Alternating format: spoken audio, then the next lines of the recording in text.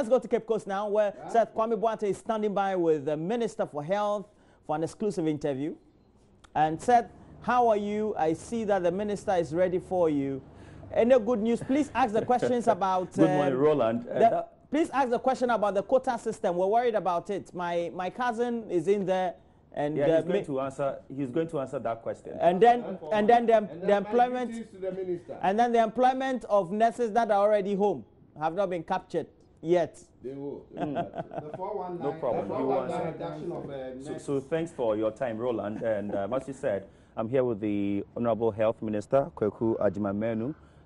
He is in the Central Region on some official assignment. And good morning, Honorable, and welcome to JoyNews. Good morning, Kwame. So you've been here since yesterday, and you're going to spend almost 4 days here. Exactly what are you doing here? I actually got here Saturday morning, and I joined with the President at the induction ceremony of young doctors who are coming out of college, the University of Cape Coast. That finished, and I have to sit back to do preparations towards what I have set myself to do in Central Region for the next 3 or 4 days. What I came here to do since after I became a Minister for Health, I have been sitting down there in the office in Accra, taking information from across the country. I've been being advised, I've been attending summits and workshops, getting myself inducted properly. I think it's time now for me to get into the field, to interact with the people that we work with. You know, health sector workers, you know, are spread across the country, and I think it would be good to boost their morale if the Minister interacts with them from time to time. So what do you want to know from him, from them? I'm taking information on their concerns. I'm checking on their logistics situation.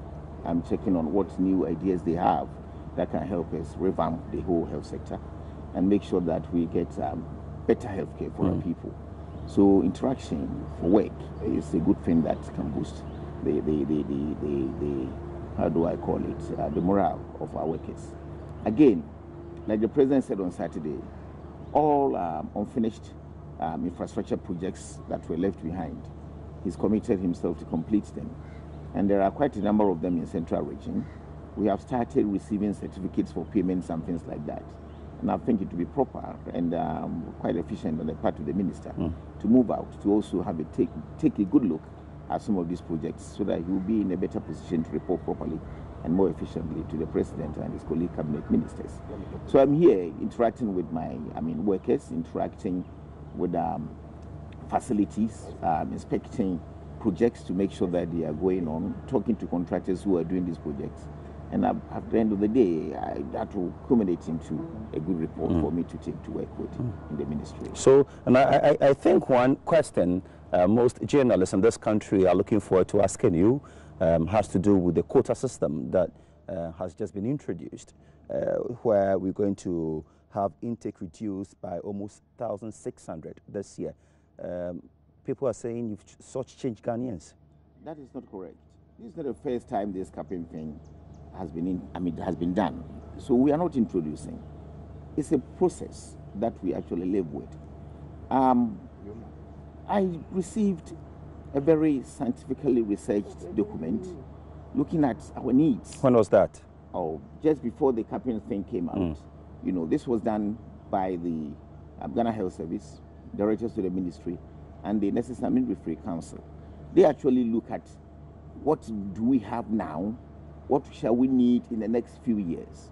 Do we have to overproduce these nurses and health workers, or we have to manage it such that we don't have people having been trained and there are no vacancies for them to sit at home.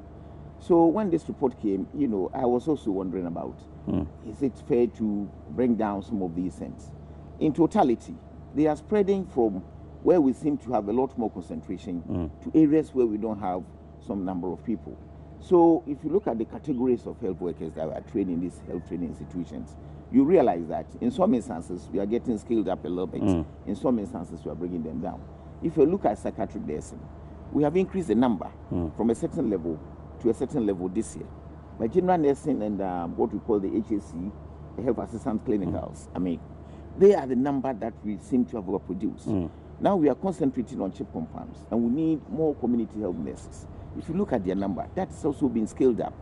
So if you put in aggregate, the number of HAC people we have trained, that seems to be overproducing for the, of that category.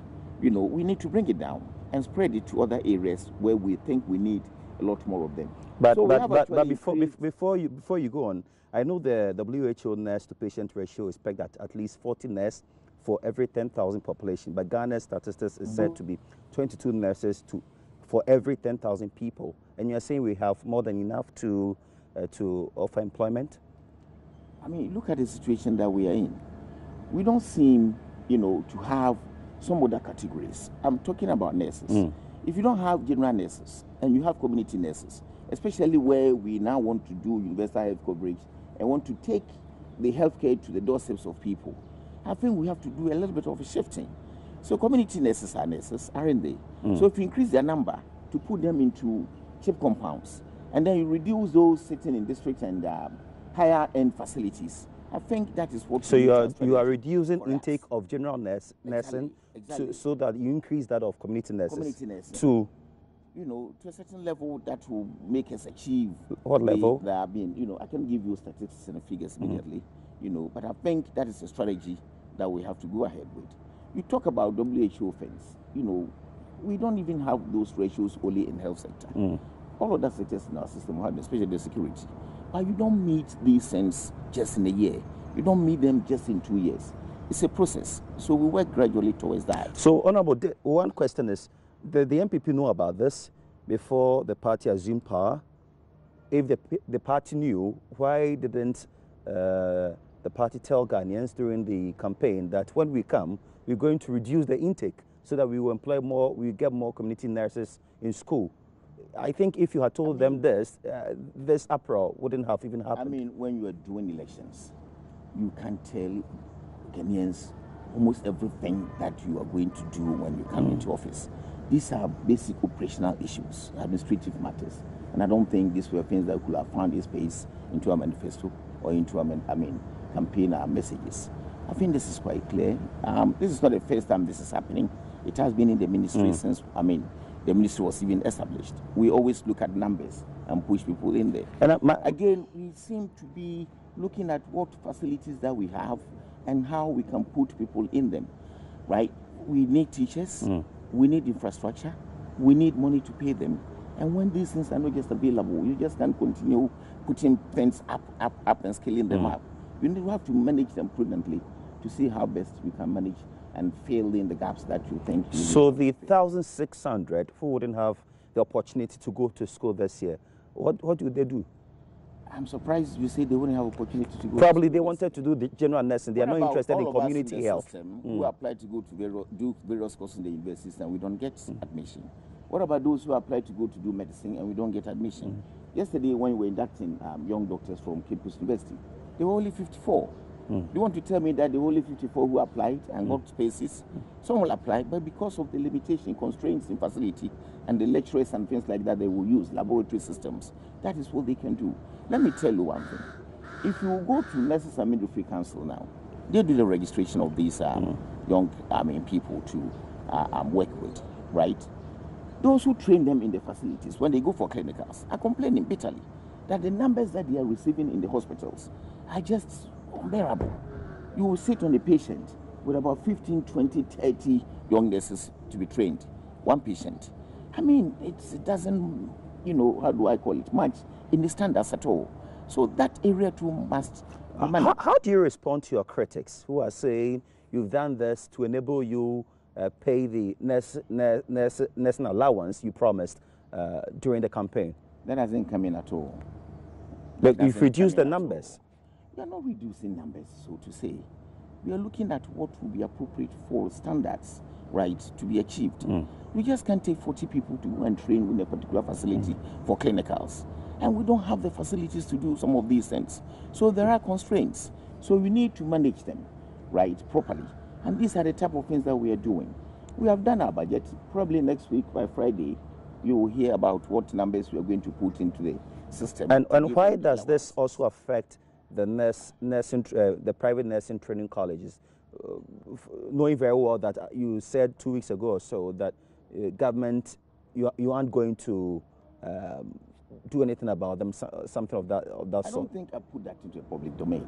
Honestly, I can't remember me saying that. Else, I wouldn't have written to Finance Ministry. Yes, because I know you've written to Finance Ministry for clearance. Yes. Exactly. So now, it has come out clearly that you can't just employ those who go to government schools and leave those in the private sector. So when you're managing numbers, definitely you will have to prompt that if you bring out these huge numbers, we may have challenges. They also go for clinicals. And you go and meet facilities, they meet their public school counterparts in these facilities. And the challenges I'm talking about are about the same challenges that they will also face. So the assurance is that, yes, the private nurses would also have the opportunity to be employed. I wouldn't give that assurance. You see, the private schools were accredited and allowed to operate, apparently to train nurses for the private sector health facilities. Unfortunately, it looks like even there too, the private sector health facilities are not being able to absorb them, and therefore we have to find them into a public system. So as to my assurance to whether we'll employ them or not, I wouldn't be able to say so. Even those in the public schools now, right, I can't sit here and give assurance that we're going to employ them 100% immediately they finish school. We may have to look at certain other parameters to be able to place them as to where they will go and work and how we will pay them. So these are all challenges that we are confronted with, but I believe we can manage them as well. Okay, so let's talk about those who have completed school and are still home. I know you are taking steps to fix them somewhere. What's the latest on that? So far, we have actually put close about 16,000. 16,000? Yes. What was left out about the private sector nurses, those ones we haven't done a lot on them. We have done financial clearance for a number, close about 4,000 or so. If you're able to get that, I believe by close of year, we'll have posted quite a number of them. Going forward, I think within the next half year or so, I mean, after December, maybe by June next year, almost all of them will have been put in place. And we heard the President speak some days ago that you've been able to clear 560 million out of the 1.2 million that you owed. Is it the health insurance? That's correct. Yes. That's correct. This year, that is the money we put in to redeem them. It looks like we are still going to put in some more. The President said it. And by close of year, we may have done quite a lot. So we are clearing the arrears, and we're also paying upfront, not upfront, I mean debts that are due within this year as well. So health insurance hasn't come up to the level that the President wishes it comes. But within the next 12 months, we will see health insurance come up very, very soon. Any specific things you'll be activating to achieve this? Oh, within the next few weeks, probably before the end of this month, we are putting in about $10 million to clear some of the arrears. Where are we getting this money from? You know, that one is a secret that I wouldn't want to mention now. Maybe Finance Minister will be able to tell you how he's going to find us that money. But we have moved. You know, the President is pushing almost everybody to make sure that health insurance begins to work again, especially in the rural areas, because that is where we see a lot more poverty than those who are sitting in the center. You know, and like he said, he wouldn't want to see people's businesses collapse. Pharmacists and private people who are putting resources into supporting health insurance, they need to get their monies back so that their businesses grow.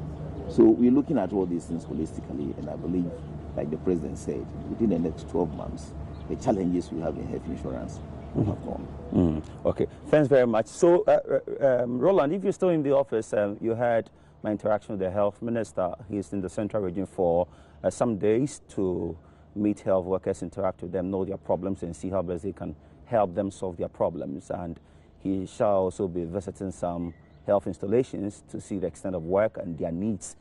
So you can take over from me if you don't have any more questions for the minister, Roland. That the minister has answered the questions creditably, and we're grateful for him. We know that even though we have great concerns about the quota system, ultimately the decision lies with the policymakers, and he as health minister would make sure that we have a proper direction for the ministry, but also for our health sector. But we wish you and him all the best as you're there dialoguing to make sure that we strengthen our current health system. Seth. Thank you, Roland. All right, so that's Seth Kwame Boateng speaking to us from Cape Coast, where the health minister was on with some interactive questions and responses and we hope that we have been able to satisfy your curiosity as far as that is concerned. But we have a lot more discussions on here, and already we're told that according to what we're getting from the news wires, the Bank of Ghana has given the go-ahead to the GCB Bank to absolve the Capital Bank and UT Bank over those concerns they have with capitalization, regulations, etc. And we'll bring you a lot more updates.